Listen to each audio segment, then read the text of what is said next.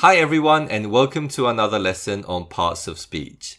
And in this lesson, we're going to learn about two more types of verbs, and they are action and stative verbs. So let's begin with action verbs. Now, when we think of verbs, we think of them as describing an action. And that's what most verbs do. So these are verbs like to walk, to run, to write, to throw, and so on. However, action verbs also include verbs that describe mental action, actions in our minds, such as to think and to consider. So not all action verbs describe physical actions. Stative verbs are the opposite to action verbs. Stative verbs describe a certain state, such as a certain quality, opinion, or belief. Examples of stative verbs include to be, to know, to want, and to love. One of the most important reasons for knowing whether a verb is an action verb or a stative verb is because in general, stative verbs cannot be used to form the progressive tense. So we generally don't use the stative verb to want and say, I am wanting.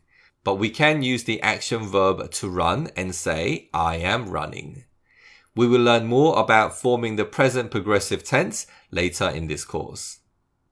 Finally, some verbs can be both an action verb and a stative verb, depending on how it is used.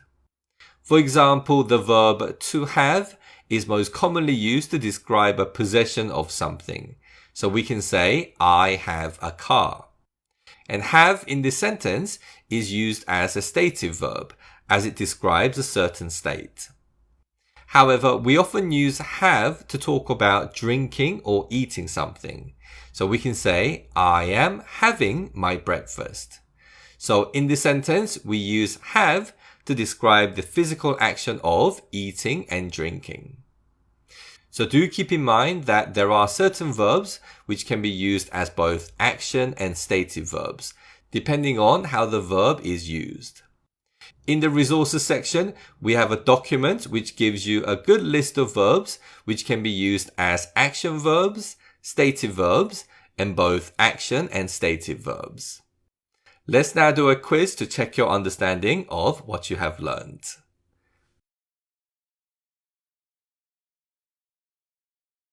Which of these verbs describe a mental action?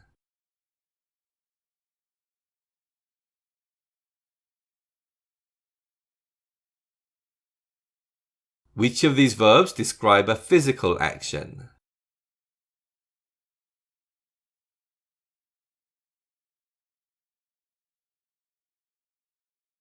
Which of these verbs is a stative verb?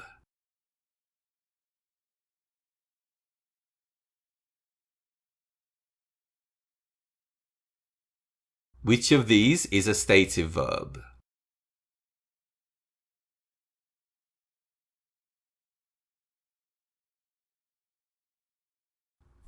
Excellent job, well done. Okay, so in this lesson, we learned about two kinds of verbs, action and stative verbs. That's it for this lesson, and I'll see you soon again in the next lesson. Bye-bye.